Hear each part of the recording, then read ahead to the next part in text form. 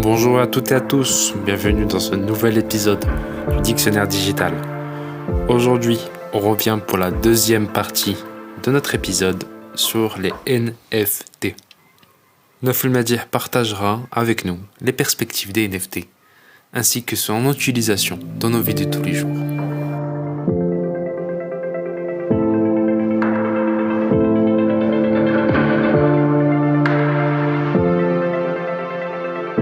Les NFT ne sont qu'au balbutiement donc de leur développement, de leur cycle. Justement, est-ce que vous pouvez nous parler du futur des NFT et nous faire entrevoir un peu qu'est-ce que le futur nous réserve? Quand on parle d'NFT et quand on parle du futur des NFT, il faut aussi se rappeler de l'humain et de l'humanité en général. Donc, quand on voit ce que nous avons fait depuis les milliers d'années qu'on existe, ben, on a toujours été l'objet où on a toujours utilisé la technologie qui était dans notre écosystème et on a grandi, on a développé tout ça jusqu'à arriver où on est aujourd'hui. Maintenant, est-ce que la blockchain ou les NFT vont nous permettre ou est-ce qu'elles sont la clé d'un futur qui est meilleur? Ça, c'est quelque chose qui dépend de nous et dépend de notre utilisation de ces technologies. J'étais en train de parler la dernière fois à des amis à moi et on a parlé de l'exemple du nucléaire. Le nucléaire, ben, tu peux l'utiliser pour créer des bombes atomiques comme tu peux l'utiliser pour créer de l'énergie. Et c'est la même chose pour la blockchain et les NFT.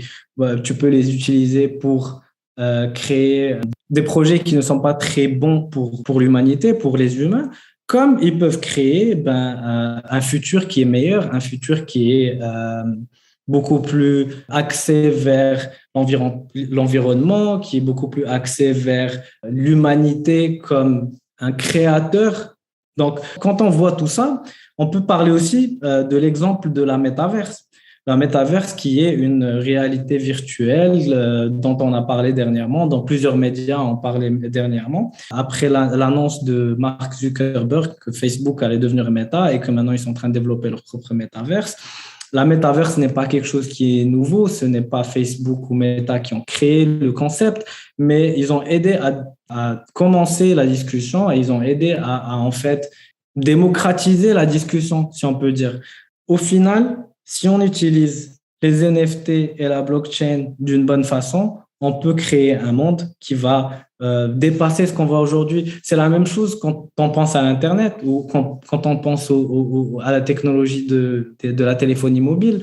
Ça a commencé petit, ça a commencé très niche. Une fois ça a été démocratisé, ça a pris une autre ampleur. Et c'est la même chose pour les NFT. Là, maintenant, ce qu'on voit, c'est des millions de dollars qui sont en train d'être créés en transaction entre des gens qui achètent des photos qui coûtent des milliards. Mais dans le futur, on peut voir aussi un monde où toute la métaverse est constituée d'NFT, est constituée de produits ou d'objets que tu achètes et qui sont à base d'NFT. On peut aussi voir un futur, et c'est un futur qui m'intéresse beaucoup plus, c'est un futur où on peut ne pas passer en fait du produit palpable à la digitalisation, mais en fait passer de produit digital à produit concret. Par exemple, dernièrement, il y a eu Adidas et Nike qui ont créé un certain nombre d'NFT, et ces NFT, ils permettent à leurs propriétaires de pouvoir forger des produits de Nike ou de Adidas dans le monde réel. Donc, en fait, ce qu'ils font, c'est que tu achètes un NFT et chaque saison, il y a de nouveaux produits, des t-shirts, des sandales, des espadrilles que tu peux en fait forger dans le monde réel et ils te l'envoient, si tu en as envie, bien sûr. Et ces produits sont des produits qu'ils vendent seulement aux propriétaires des NFT Adidas et Nike. Il y a aussi quelque chose dont on a beaucoup parlé dans le secteur de l'automobile et de l'autonomie surtout, c'est le fait qu'une fois on aura des voitures qui sont à 100% autonomes, est-ce que les gens vont devoir ou vont vouloir acheter des voitures parce que là, au final, ta voiture, tu l'utilises 2-3 heures par jour maximum.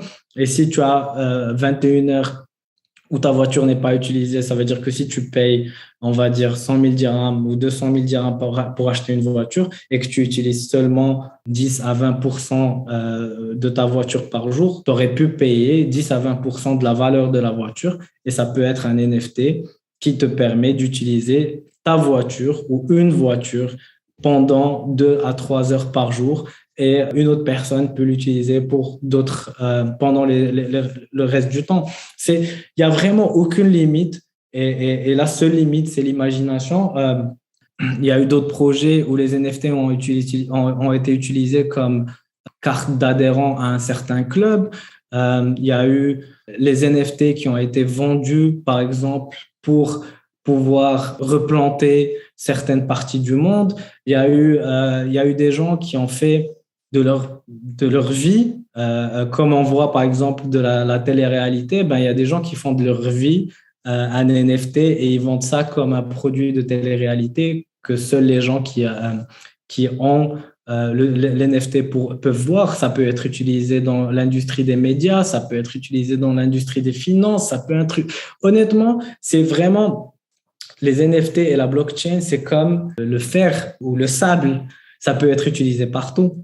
Il faut juste savoir et il faut juste être créatif ou assez créatif pour trouver des utilisations pour la technologie dans le futur. Donc, au final, pour revenir à ce qu'on était en train de dire, un NFT, c'est un certificat numérique qui est infalsifiable. C'est-à-dire que personne ne peut changer ce certificat, personne ne peut enlever ce certificat. Et ça, en fait, c'est grâce à la blockchain, à la technologie en elle-même, et qui atteste de l'authenticité d'un objet virtuel ou réel, qui atteste aussi de l'authenticité de la personne en elle-même, vu qu'on avait parlé tout à l'heure des cartes d'identité digitales comme NFT.